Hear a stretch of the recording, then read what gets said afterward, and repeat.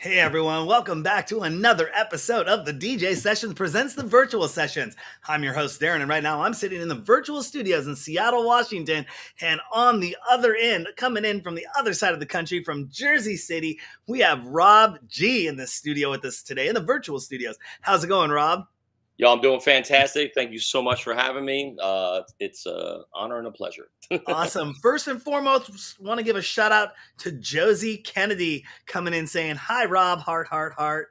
Yeah, what up, Sounds like you got Josie? some fans out there tuning in. But hey, and let's say Kai Gorlaski as well coming in from your Facebook feed. Thank you both for joining us today. We're going to jump into this interview.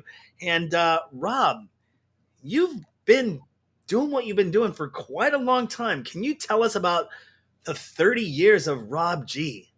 Yeah, I marked 2023 as the 30 years of Rob G because I go by when my first record came out. So in 19, because I was doing it way before, making music before, but in 1993 is when my first record came out, and my very first vinyl that I did, which was a song called "Nonchalantu Stalkin'," which is a made-up word. I took the word nonsense and made it try to sound like foreign.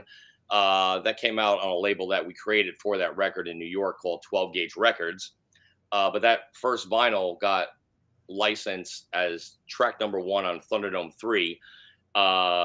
And from there, it really just like sent me like into like the stratosphere like immediately. And If I could elaborate a little, there's a bit of an interesting story about that song. So I was making my bones at this club in the Limelight in New York City, and it was and at the time it was the hottest club in New York I've City. never heard about it before and ever, ever, never. Ever, right? Ever, ever. That's awesome. So that was like the place to be. I mean, everyone went there, not just like ravers. It was like Wall Street and the entertainment community, like everything. And like there was like if you were like a raver at that time, you either went to Lord Michael's Future Shock at Limelight, or you went to like Frankie Bones' Storm Rave, and I like both, but I was definitely more of a Limelight guy. And the guy who ran it, Lord Michael, he had this two artists, Repeat and Damon Wild, which were a group called Equinox under his label called Vortex Records.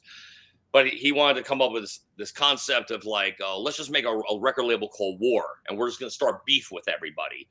But we're not going to put anyone's name on it. It's going to be like War One. So the first record they did was a record called Rotterdam is Full of Shit. And even though they loved Rotterdam and like were huge fans of Rotterdam records and everything, they were like, they thought that was like, well, of course we're going to attack the biggest dogs at the time, because at this point, because from like 90 to like 92, it was still like we were calling it techno over here, maybe rave music. You didn't really start hearing so much of the words trance, jungle, hardcore. Like it was there, but the subgenres really hadn't splintered as much. So like when this record was done, a big record by Euromasters called Ars and Clote, which means like everything's fucked up, kind of like that's a loose translation in Dutch, and they jumped the BPMs up to 160, which at that time was like unheard of. They're like, well, let's go after these big dogs. So like but like as a joke, like like they loved Rotterdam records, but of course when the record came out, there was a lot of beef. Like, well, who the fuck are these motherfuckers from New York? And like, what are they doing? And so the Limelight crew, minus me, because I hadn't made any music or anything, I'll be clear about that. I was not involved in that record, was blaming Frankie Bones and Storm Rave. And of course, Frankie Bones and Storm Rave were like, this ain't us, and it was like going back and forth. And, you didn't have social media like you do today. But still, of course, Rotterdam Records found out. They were pissed, and of course my good friend DJ Paul Elstack, who was like the A&R of Rotterdam, and like like the Godfather in the Netherlands over there for like hardcore techno, of course we're like pissed. So the one guy in the group that made the record, Repeat, I love the dude, nice guy, but he was he was a little nervous about like, oh my god, they're gonna find out and whatever. So as a joke, I went in the studio with Damon because we were just happened to be near his house and his studio was in his house. I go, yo, Damon, I want to make like uh, a, a, a, a, a fake diss record back to your record and say it's the guys from Rotterdam.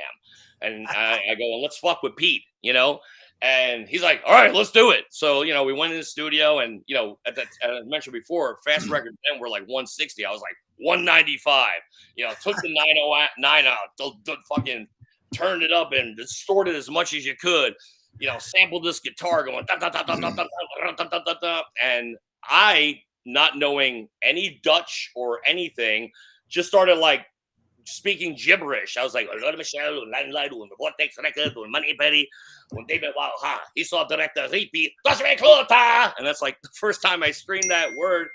And the kick drums come in at 195, and then there's a big break. I'm like, hey, repeat, Donny Glockenstein, and the first version, which was just a joke, this is a prank, a complete prank, was about 1 minute and 45 seconds.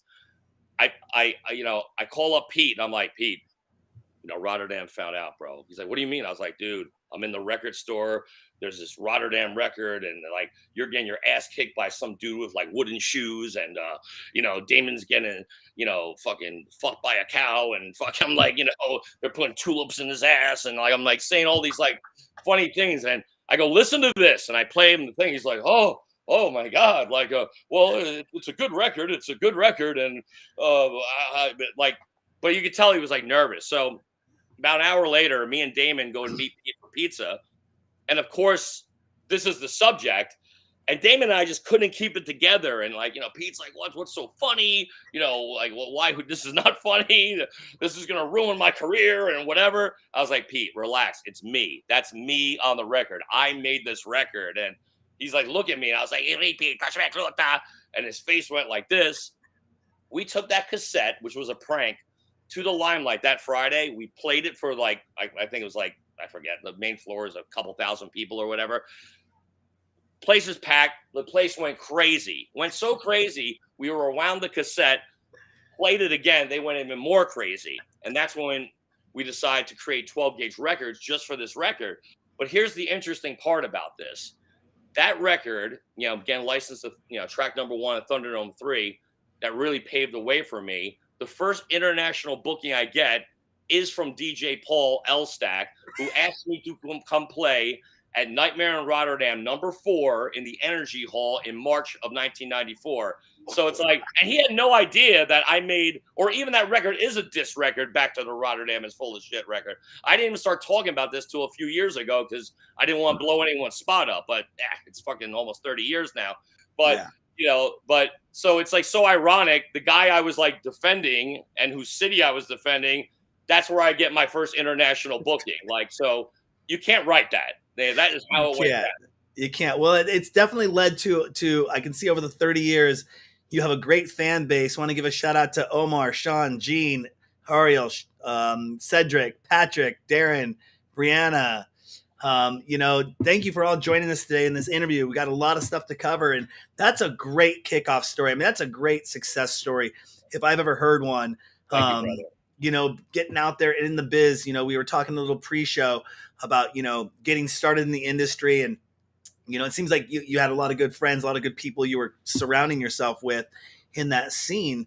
But moving future forward, your recent track you worked on with somebody, the sing-along song on Cloud9 Records with Dr. Funk. That's your latest release, correct? That just came out. Yeah, that's the latest. November-ish. It came out in November. Yeah, November-ish, 2022. Tell us about that collaboration. I mean, you've had so much history. We just went from the beginning. Now we're at the latest. We're at the present, or most current. So tell us about that collaboration and how that came about. Absolutely. So Dr. Funk, first of all, he's my homie. That's my buddy. Before you and I, when we were off camera, we were speaking about some of the different generations, and there's, that's not everyone, of course, but there's, certain, younger generations, which kind of like, they have the ego right away and not enough of the heart, not enough of the passion. Dr. Funk is not one of those guys. This guy is an awesome dude. His heart is there. He's got passion for the music. He's a good dude. So we were friends first, and we've messed around in the studio before, and we tried a couple things. But nothing. We never actually completed anything. It wasn't because of lack of trying. It's like, yeah, we did it. We were going to finish it. this time we were just kind of hanging out in his studio in Dordrecht, which is about maybe 20 minutes away from Rotterdam. And bro, we were just having so much fun in the studio. Like, you know, like even the melody alone without besides the synths behind it, we do like this do thing on top of it. And we were kind of like almost singing back and forth to each other, like do do do, and like he'd be like do do do do do do do, and like so we like collectively came up with this melody, and then we had that, and we knew we had something special, and then I just kept doing this voice which I never did before. I don't even know what accent I'm trying to do, but like yes, party people, it's time to come alive. Oh, here we are. Like I don't even know what that is. It's just, I feel like I'm trying to sell an island, like like a condo in Aruba or something like that. Oh yes, come to this beautiful island. And but so it started as a joke, but when we put it in the record to connect the melody and the parts, it's like, okay, this feels good. And yeah, there was a lot of labels that wanted it, and a lot of big labels. I don't want to mention them because I don't want to put down that we passed on them, but there were some very big labels who I respect very much. But we wound up going with Cloud9, and yeah, it's a little bit of him, it's a little bit of me, and the result is what you hear. If you could describe to our DJ Sessions fans that don't know your music, if you could describe it in 3 words, what 3 words would come to mind when you would describe your music if somebody's never heard it before? I would say fierce, electric, and eclectic. Yeah. And do you ever make music completely out of your own genre that never gets released? Yes. I've definitely done some songs that were like just straight up like old school hip hop, which maybe I never put out, or maybe it was like on a B-side or something like that. I definitely, at some point in the mid 2000s, I kind of like took my DJ performance and took more of a live PA to thing, where we had guitarist, the drummer, bass player, acoustic drummer, as well as a guy playing electronic percussion to add the 909s.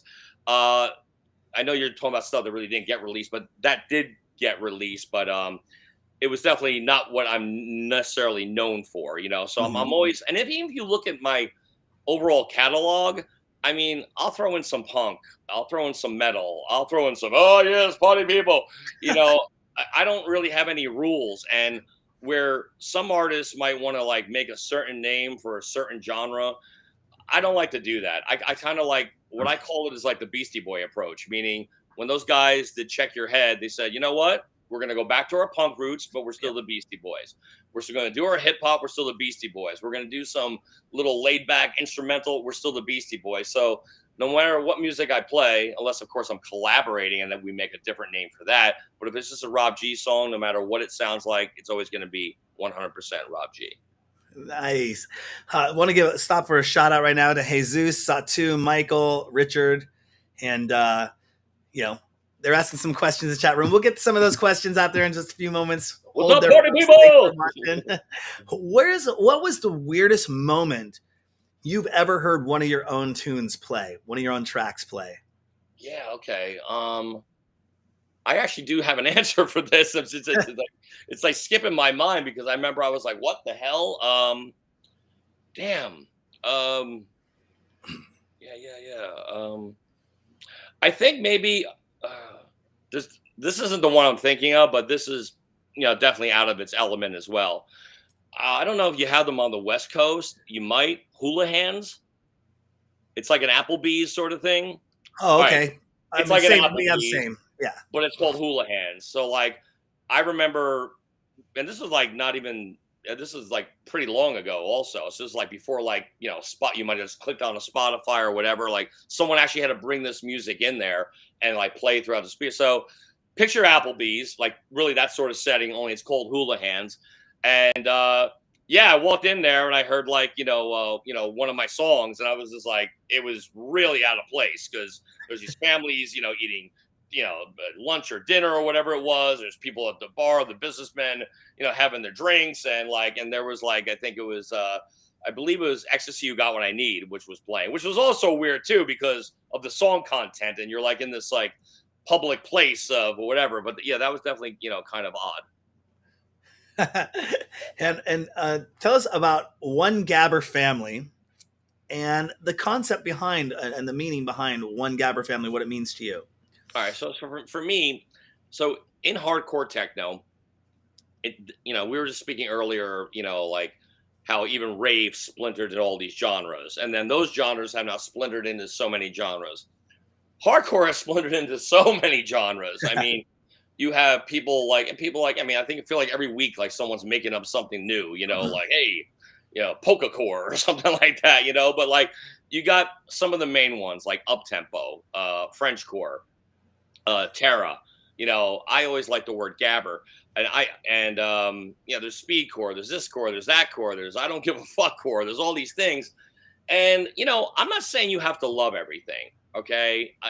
That's not what I'm saying. No one's gonna you need to love this or whatever, but you don't need to hate something. I mean, hate is such a strong emotion and takes so much energy out of you. Like if these guys want to listen to music that sounds like that, let them. Like why? So I've seen like a lot of hate being spewed. Oh, you like Uptempo? That's not real hardcore. You like this French core? Fuck this, or this isn't real gabber or whatever. And I'm just not feeling that.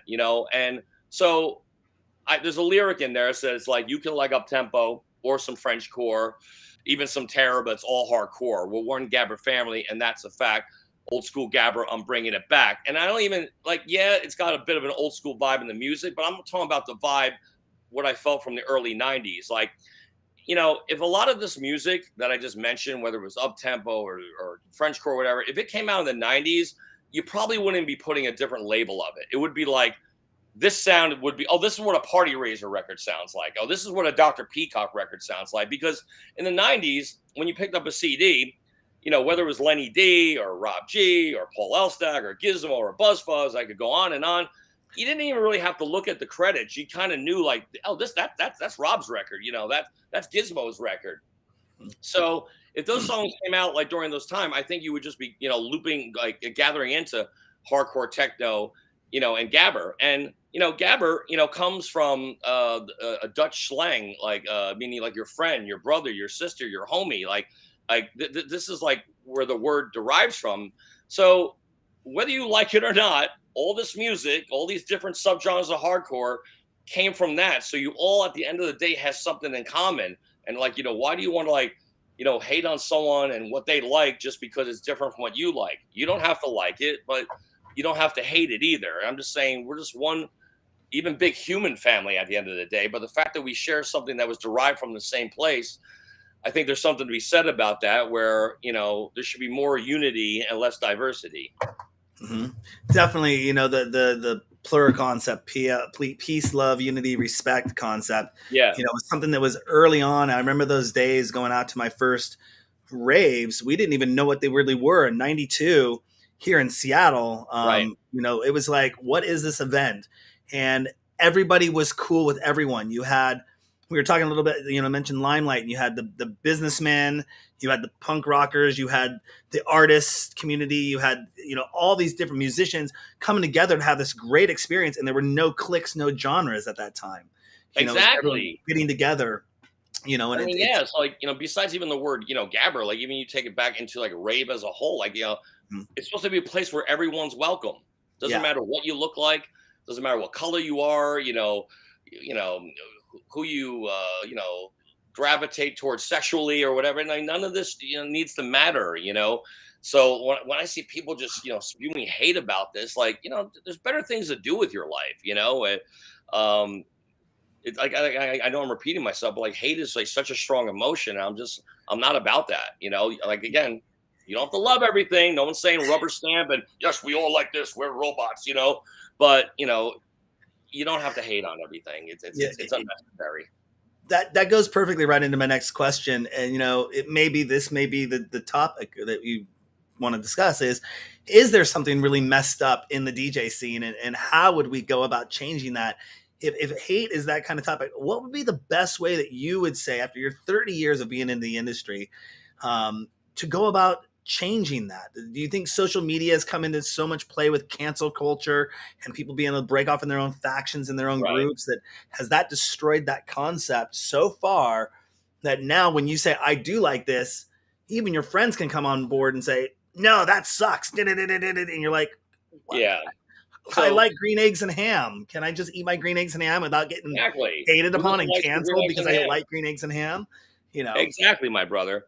So yeah, I agree. Listen, social media is not going away. You know, it's here to stay. Uh, who knows if the formats we talk on now are going to be the ones forever. They seem like they're holding the test of time, unlike say a MySpace or a Friendster or something like that.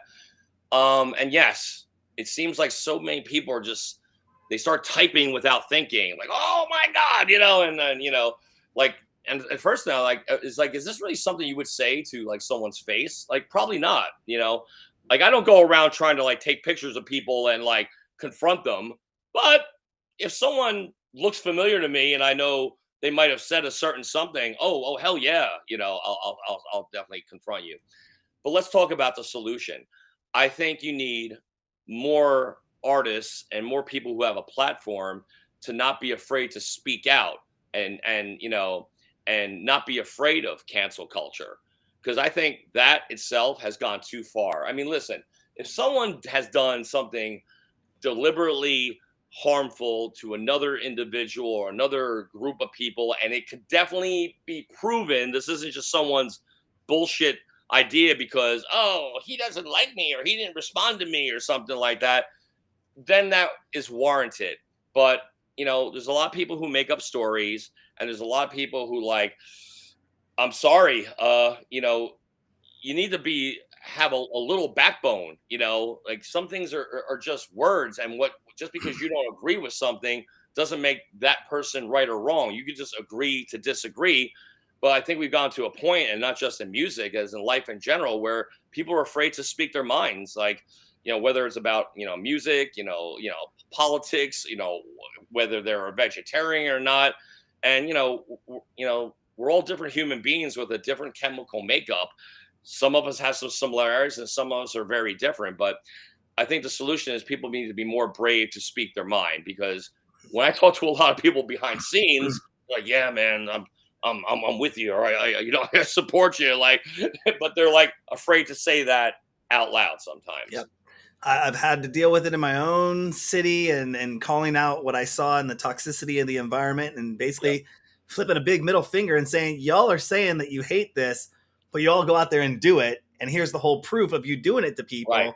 And it's like, and everyone knows you're doing it. And you try to claim that you're not doing it, but it's right. Proof's in the pudding. And during Pandy, you saw more of this come out because people could kind of hide like cockroaches in the Right. shadows, and not Yeah. everyone would watch what was going online. But once Uh-huh. we all had to sit at home and everyone watched what was going online, they're like, whoa, Exactly. there's something going on. This person's, whoa, did not. I wanted to quote out of a movie. Have you seen Glass Onion yet?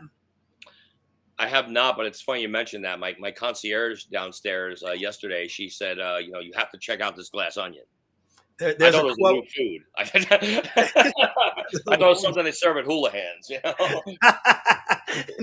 No, and it's a great movie, but there's a quote that Daniel Craig's character says pretty early on, and I wanted to get into this just for a second because it reminds me of everything you were talking about. And the quote is, "It's a dangerous thing to mistake speaking without thought for speaking the truth."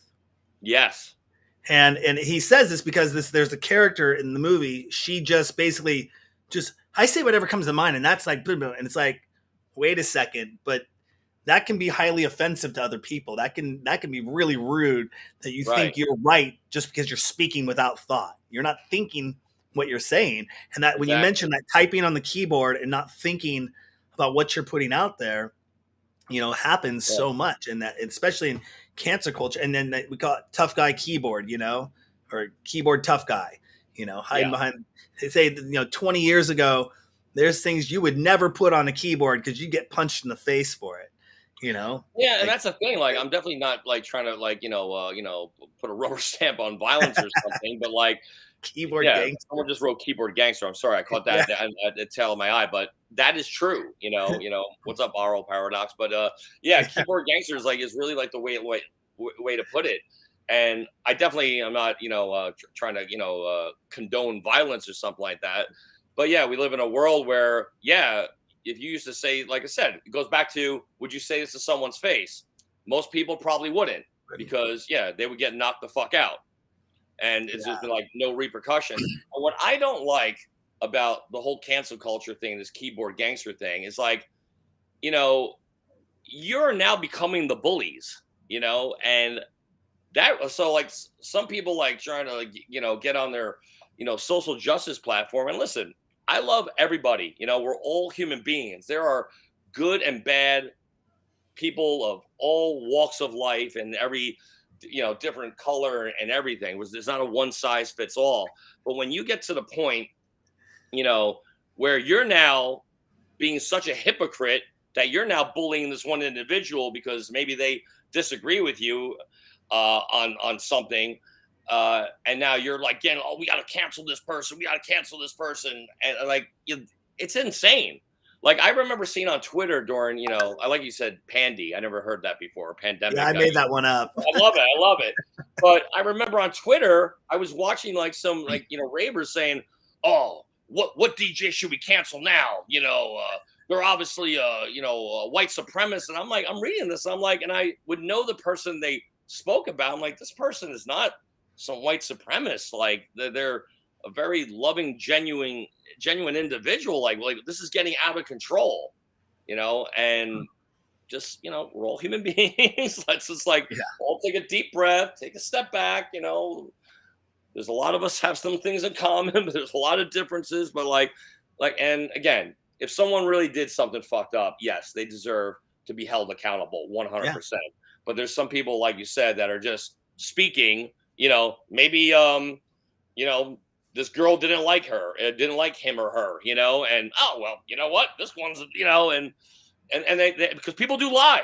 There's liars in the world too. So I don't know. I mean, I just think more people like myself need to be a little more outspoken, and, hopefully it can curve things. I do feel that we have hit a tipping point where some people who might have been like, okay, I don't want to get involved, are now like, all right, I've had enough of this shit. Now you are going too far, because now you're like bullying me into trying to, it's either your way or the highway, and that's not right. Yep. I'm seeing it happen right now with people that don't understand how the dynamics of social media works, what it can do, and they're just behind that keyboard typing, and it's now coming back to bite them in the ass. And people are like, I don't want to work with you. I don't want to be you burnt your career. Yeah. You burnt that bridge. Because I know if you did it to this person over that circumstance, who says you're not going to do it to me? Yeah. And it's like, all my life, I've, I have my moments where I'm in the gym aggressively, and I'm eating really well. Like, even during COVID, full transparency, in March of 2020, I weighed about 305 pounds. By December of 2020, I was down to 221, and I was, feeling good. And then America started to open up a little bit, and I was back to the big 5-star hotels and these big breakfasts and all this other shit. So I started to put some of that weight back on, and now, thankfully, I'm down 29 pounds from where I was my heaviest this past December. So I'm on my way back down. But nice. I posted a video of me performing at Ghost Town, the Netherlands, from November. It was a great show. But definitely I had my little belly there. And there's some dude, oh my God, what a fat piece of shit, and what this, and so this is what you got from it. And then I would I couldn't help myself. I go and look at the person's profile. It's like, this dude is like my age. I'm 51. So you're like my age. You have children at home, and this is what you want to do with your spare time? Go online and fat shame someone who just posted a video of them playing music for people and making people dance? Like what a loser, it's really, and that makes me even more especially when I see that they have a family. I'm like, what are you doing? You could be spending that time with your daughter, maybe doing something. maybe spending some more time with your wife. You know, maybe that's why she's not so happy. But yet you want to come on, my page and like, focus on me. Like, it's a little crazy. Now speaking of being on stage and performing, I got to know something. Yes. How big of a Charlie Daniels band fan are you? Okay, so all right. I love Charlie Daniels, the Charlie Daniels band, but full transparency, I really love The Devil Went Down to Georgia. I've loved that song since I was a little kid.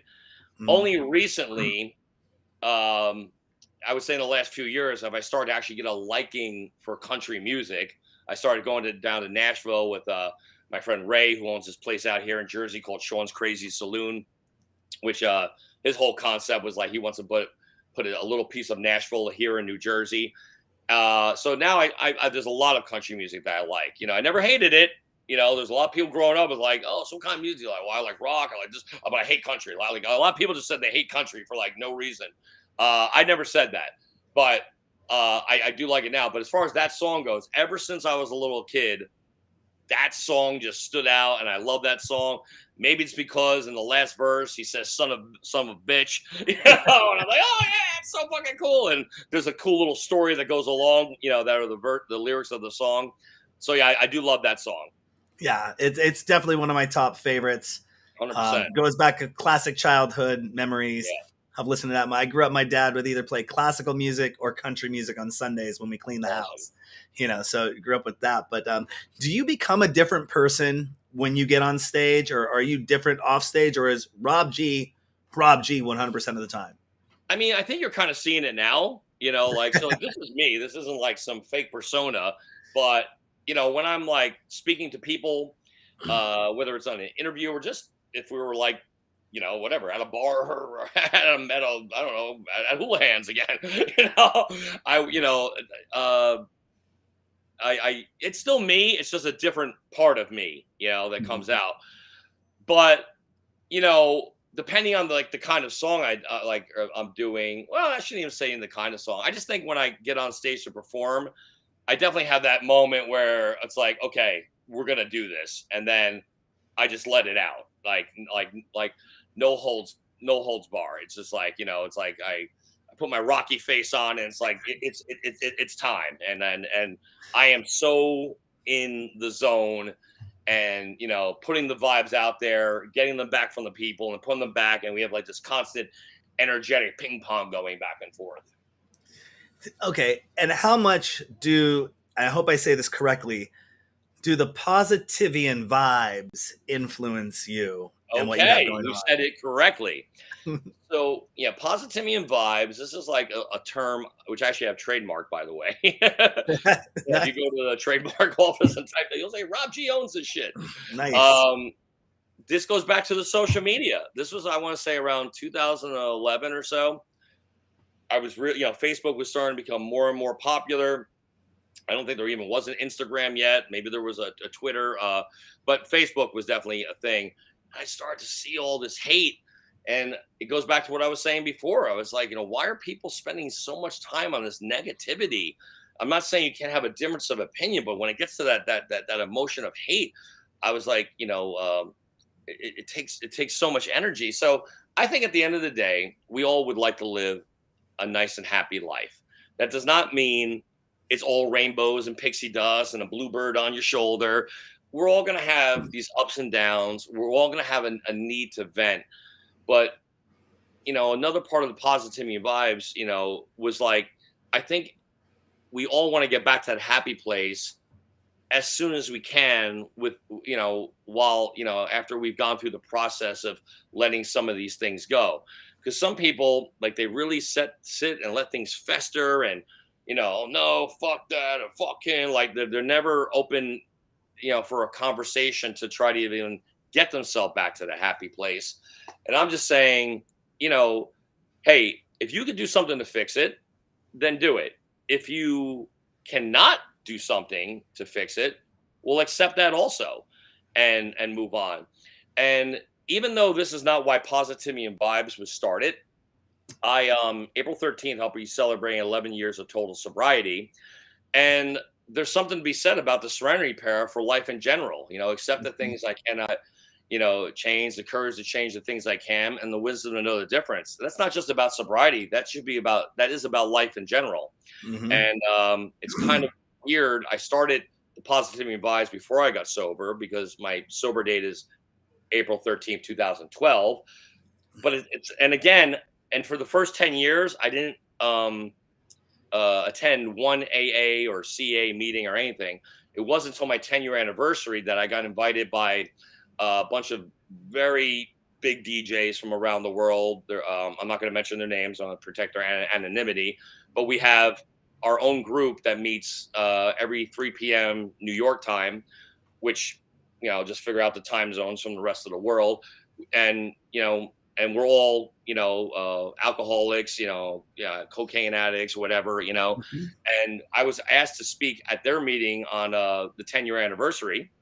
And it came at a time in my life where I really felt I needed to like just let some of my energy of what I was feeling out, because for years, like, I'm the guy that you could come to for help, and I'm cool with that. Sometimes it takes a lot for me to actually ask for help, because I kind of want to be like the father and take care of you, and like I feel like sometimes my problems aren't worth someone's time. So this came at a very special time in my life, and if you guys are and gals are listening and watching, I love you all. um it really came at a time that I needed to express myself. And I was, lucky and honored. They asked me, like, would you like to continue? And I was like, yeah. So I attended every Wednesday.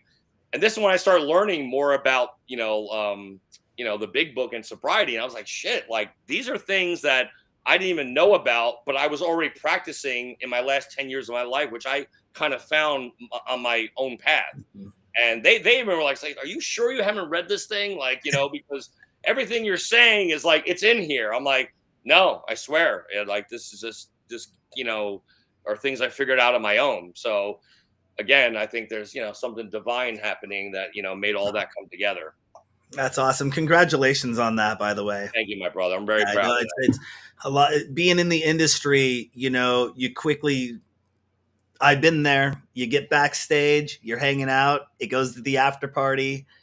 that. Next Yeah. thing you start Oh, living for the party in a sense, and then it becomes okay, I'm out every Tuesday, I'm out every Wednesday, I'm out every Thursday, I'm out every Friday, I'm out every Saturday. yeah. And you're kind of resting on Sundays and Mondays. You're gonna like gotta pick myself back up, but I gotta be out there because I gotta be in the mix and I want to be cool, and the society pressure and the peer pressure. I want to be in that right room at that right place to make that right connection. And it was Yeah. years ago that I started realizing, probably like 2017, I started realizing that I didn't like that nightlife scene. I didn't like the toxicity that what was going Right. on there, and what it perpetrated. I'm not trying to knock it. If that's somebody's flavor and they want to go Of party, course. Of you course. can't get that. I was talking with somebody recently about how do you take that element of partying out of the scene. Somebody's going to come and somebody's going to bring something, and it's Right. something's going to go on. But I started doing my own events, and Right. realized very quickly that I should not, even if I'm running the bar or my bar is being run by my company, Right. I should not get behind it Right. There you go. very quickly. So, Yeah. but then I started throwing more daytime events, and we do silent concerts, silent discos during Right. the day, and we drive our mobile studio around. So obviously can't involve any substances there, but Right. found that I like doing events where people our age, they have kids now, and Yep. they can come Yep. out during the day and Absolutely. they're not out till 2 in the morning or four Uh-huh. in the morning waiting to see their favorite artist. They can come see their favorite artist play, and they can bring their kids with them, and they can be out of the park in a sunny Yeah. afternoon. And the substances aren't there, and Right. they aren't triggered, or they might be trying to live another style of life as well. Um, Exactly. so totally commend that. And, I found such a great satisfaction in doing those events than doing the nighttime party, let's hang out at the nightclub, late night type stuff. Yeah. Amen So to that. totally can understand that. You know, if you knowing what you know now, if you could go back 25 years in music history or 50 years in forward in music future, which one would you pick and why? Huh. So either go back 25 years in music history, Knowing what you or know now, or Yeah, move knowing what I go know now, or forward? knowing what I know and jump 50 years forward. I know this isn't one of the options, but I think I'm happy right where I am because I wouldn't change it. I wouldn't change a thing, and I really want to create my own future. I don't want to like I mean, listen, if you had a time machine, I wouldn't mind taking a peek and then coming back. You know, I you guess, yeah. I should amend that question and say, if we had a time machine, and know. you could go back and be like, okay, cool, or go forward. I mean, just seeing it through your eyes that you have now, and I know if I went back and looked at myself at 18 years old and we're dressing like the candy kids, going to the raves and all that fun stuff, I'd be like, what the fuck am I doing? Why did I? What Yeah, am I? I mean, But it's a sign of the times, you know. no, I Ma- hear you. So, like, here's the thing with that. Like, let's talk about like the past. Like, of course, there's some things that I don't do today that I did a lot of in the past, and this goes back to the sobriety thing. And just real quick, Dylan, because RO 30 days, proud of you, bro. Keep going. I got this. You got this. We got this. Sorry, I got to give a shout out to someone who's trying to try that sobriety path. But you know, here's the thing: like in the '90s, like not just the '90s, everything up until this point has made me who I am today. So I feel if I change one little thing, I probably wouldn't be the person I am today. And although I definitely made a lot of mistakes, but that's how you become who you are. You have to trip and fall and pick yourself, back up. Um, and honestly, if we go back to like the drugs and the alcohol, and again, I'm not condoning anything, it wasn't like it controlled my life right from the get go. I was having a great time and partying and made all these amazing records and was touring the world. And yeah, I was sloppy quite a bit at times, but yeah, I was like, doing, I want to be like Guns N' Roses and and break shit and everything. But it kind of still got me to where I am now. So yeah, I wouldn't change a thing. I could only just like do what I do now and do better. Is the first record you ever bought worth mentioning, or is it embarrassing, or do you remember No, what the first actually, record the you first bought was? record that I bought, myself, um, I believe it was Adam and the Ants, Kings of the Wild Frontier. And yeah, in 19, I think I want to say that was like 1982. Of course, yeah, I was 11 years old then. Of course, there was records in my house already. My mother loved disco, so of course we had the Bee Gees and Vicky Sue Robinson and and all that.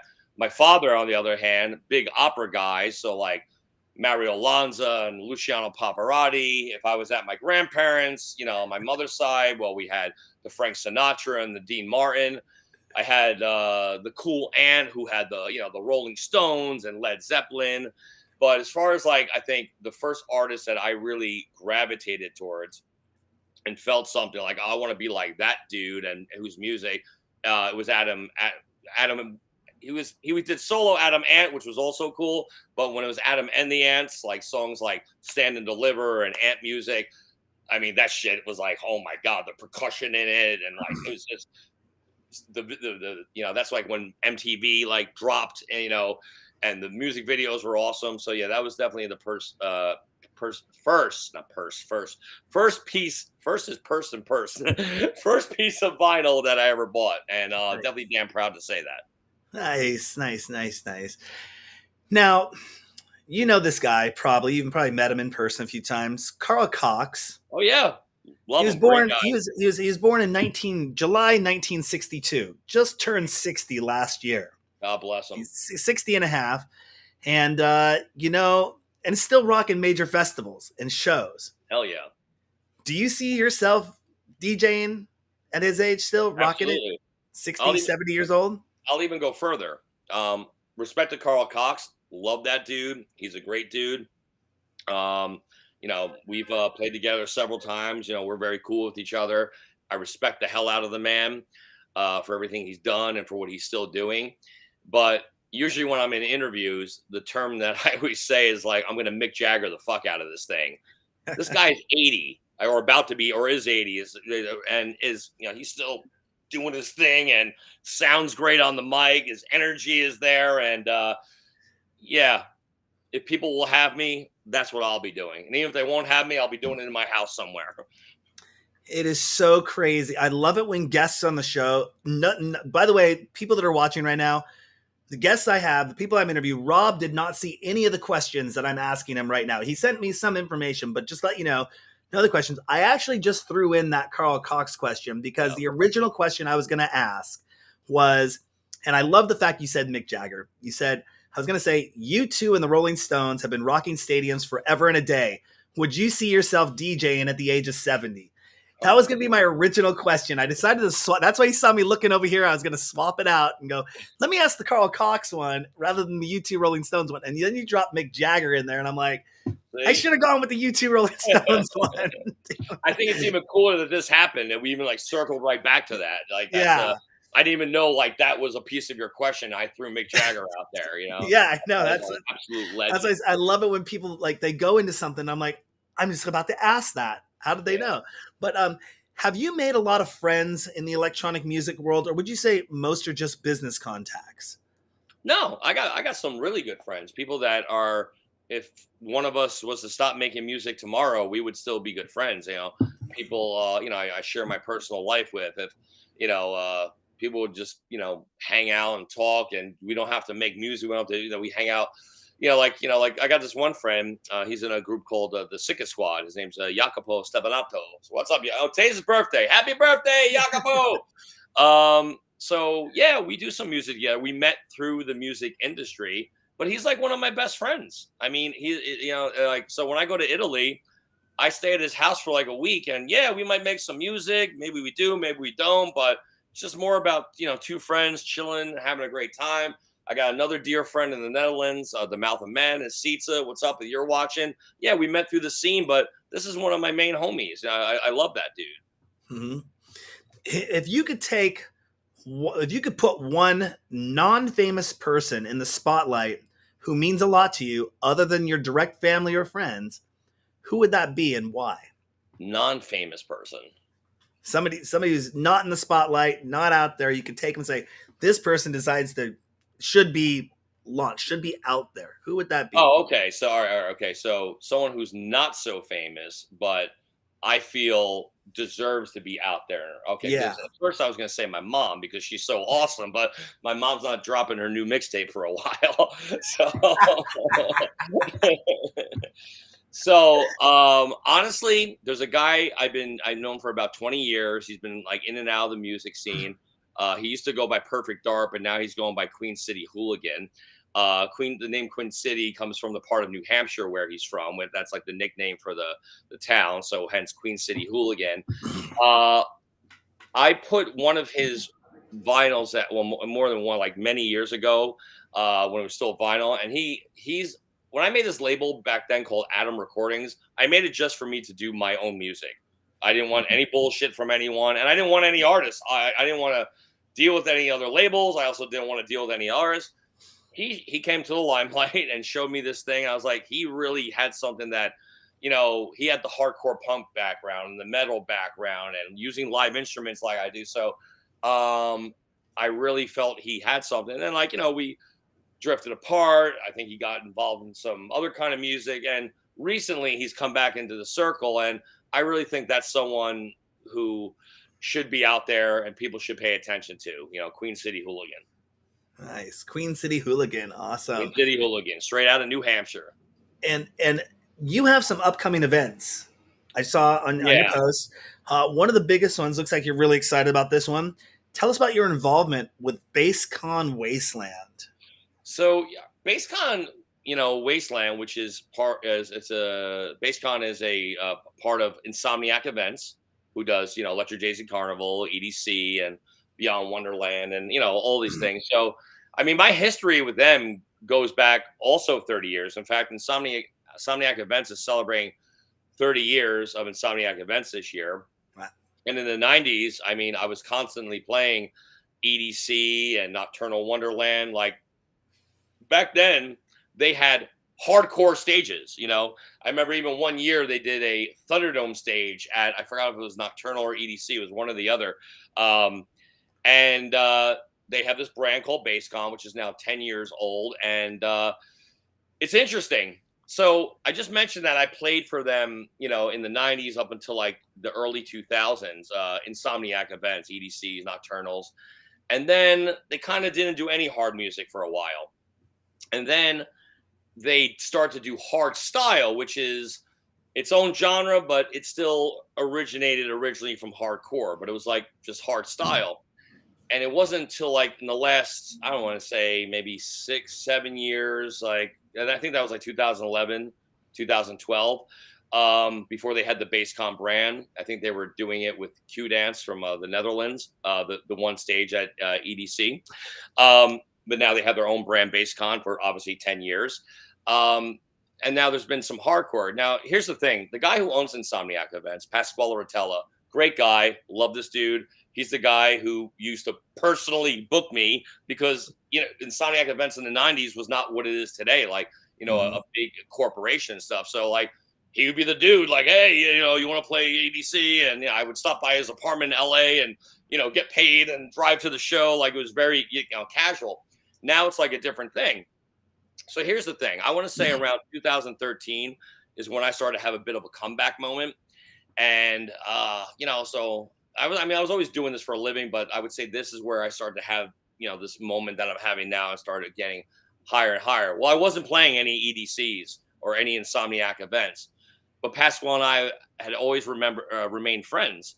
And I remember I was with him in Las Vegas, and you know, we were having dinner, and then we went back to his house afterwards. You know, in fact, the Frankie Bones was with me too, and of course, you're going to address the elephant in the room. And you know, I kind of like, you know, casually, you know, mentioned like, hey, you know, it'd be cool to play EDC again and all this stuff. And he was very gracious and very cool. I got to give him that. But he said, I really don't do that. I don't really put my finger on the scale. I let my talent buyers do their thing. They got their, you know, finger on the pulse. You know, it's like, listen, if those guys ever want you, I'm going to support them because I fucking love you, but I don't try to let them do their job anymore. And of course, at the time, I was like, oh, I respected it, but I was like, oh. However, fast forward a couple years later, when their talent buyer, you know, Jasper, reached out to my agent and actually asked me to start playing Insomniac events, dude, when Pasquale said no, and it was the best thing he ever did, because now I know I earned it again, not because my friend put me on some stage. So thank you, Pasquale, for saying no. Thank you, Jasper, for wanting to, you know, book me on your events, and thank you, Pasquale, again, for supporting me once I'm back on your events. But it feels much better to know that you fucking earned it, and not just because your buddy threw you on. So Absolutely. that's my a We, big piece we, of my history with we, them. I recently had an experience like that with my team down in Phoenix, Arizona, with the Relentless Beats team, and we had done an event, PR for the event down there. Our first time was Gold Rush not too long Right. ago. We came back and we did Decadence for New Year's Eve, and the guy who runs all the PR for Relentless Beats and other events like Imagine Festival and a ton of other stuff, you know, he just came over to us after like our fourth interview there, and he goes, "Hey, by the way, just want to let you know you have full media clearance to any event that I'm in charge of." And I was like, that just that honor of like, you are Right. approved, you Yeah. earned it, you show up, you do your job, your interviews are Exactly. great, you're saying everything you're supposed to be doing, you know, you're highly professional, your team's professional. I want you involved in everything we do. And I was just like, thank you. You know, that was really awesome to get that kind of Absolutely. accolade back. I can totally understand that you earn it, rather than it being gifted or Right. a string pulled, And you to know? go with that, you know, I mentioned I'm 51 now, so go back 10 years, I'm 41. Hmm. When I would look at my analytics back then, my biggest majority were people that were like my age, like their late 30s, early 40s, and Hmm. the younger kids was like the small little thing. Fast forward to today, now I'm 10 years older. My biggest demographic is 18 to 22. The next one is 22 to 27, and then so on and so forth. As you get a little older, it's a slightly less. So like, yeah, and I see it too. You know, when I perform, I got these kids like in their early 20s. You know, some of the records I'm playing are older than them, and they're like they're getting out and they're you know, they're getting. But it feels so good to like, you know, maybe 10 years ago, some 20 something year old, like, they were like, oh man, like, I remember like, this is one I would get a lot. And like, they were being nice, but it's still, I'll say it. I'll get done on stage, and I always want to go meet the crowd. I love the people, and like I remember some girls saying, you were so amazing. That was such an amazing set. You keep doing what you're doing, like as if I was like this, 40 something year old guy that just decided to start playing records. And of course, I'm not. How can you get mad at that? It's not their job to know that you've been around for whatever. They just weren't exposed to you, and there's a I hate when DJs get all salty about that. Not everyone has to know who the fuck you are or whatever. And she wasn't saying anything. She was being nice. She's like, "Oh my God, I think you're amazing." But keep doing what you're doing. But, fast forward now, like that whole, age group, like, is like, oh, Rob G. And it's really cool that I now have, a fan base of, this age to that age and everything in between. Well, you could say back when we were kids and we would go to the record store, the CD store, the tape store, we had a small selection for electronic music. That's another And so thing. when something new came out on Thursday, you were there, you're like, oh, this just came out. Or you'd ask Right. that electronic music professional in the store, what's new, what's hot, what's playing. And there were usually a lot of compilations. Nobody had their really, Totally. I remember Kyoki had his disc came out. Oh, wow. Yeah. And it was just that, I can't remember the name of it, but I just interviewed him recently. We were talking about it, but that was a huge thing to have an artist that had their own disc. And it wasn't till I came into 2000, I bought my first double disc compilation, Paul Oakenfold's Global Underground 007. Oh, wow. And got into that. And that kind of, whoop, I'm okay. It really took me into electronic music. And then I got the Sasha and the Digweed and Right. and Gila and all those. But, nowadays there's so much music selection. Exactly. I mean, there's definitely something to be said about that. I mean, you said it perfectly. I think, I want to say in the early 90s, you might, if you thought hard enough, could probably name every DJ on the planet. Like, I'm not even kidding. As far as ones who have music out, I think it was definitely possible. You start, Jeff Mills, Joey Beltram, Derek Carter, Carl Cox, Donald Glaude, like Frankie Bones, and just like go on and Kyoki. Whereas now, yes, the music has exploded into all these subgenres on top of subgenres. Everyone's got a SoundCloud and a YouTube and this. You don't even need a record deal anymore to put your music out. You could just upload it to TuneCore or this core or that core, and so yeah, there's a plethora of things that people need to choose from. So the fact that you can even stand out in today's standards like that, there's something to be said about that. Yeah, absolutely. You did drop a name in there, Donald Glaude. Yes. First DJ I ever saw play in Seattle in a nightclub at a club called The Underground. Know him very well. Awesome guy, great personality, hometown hero. I just wanted to give a shout out to Donald because he kind of really changed my life in the nightclub scene. Before it was top 40 and I'd go to those kind of clubs. Right. It wasn't until we drove down to Seattle and went to this club called The Underground and saw him playing up in the booth. And I would get to go up in the booth. I would somehow sneak my way up into the booth and get up there and be able to chill. And he'd like turn around and be like, okay, I guess if you're here and security isn't throwing you out, you're okay to be up in the booth. And I'd be dancing and just hanging out. I actually have some old school video footage of him from 94, I think. Oh, wow. We're going to include it in our DJ Sessions documentary when I finally get around to making it, of kind of the history of the DJ Sessions. But that club then led us into the NAF raves, which led us into USC on Insomniac and all the big events. But, I want to give a shout out to everyone in the chat room being so active in there. Thank you so much. Gonna drop some, gonna try to get everyone's names in there. I'll go from the top and start it with Josie, Kai, Omar, Sean, Gene, Arl, Cedric, Patrick, Darren, Brianna, Jesus, Satu, Michael, Richard, Maurice, Gillian, Michael, another Richard, Dawn, Marco. Just trying to give a shout out to everyone because you've been so active. Noah, get them all out. Vincenzo, probably. Vincenzo. Yeah. Vincenzo, Peter. Just want to make sure I get everyone in here before we drop out. I think I've got almost Matt.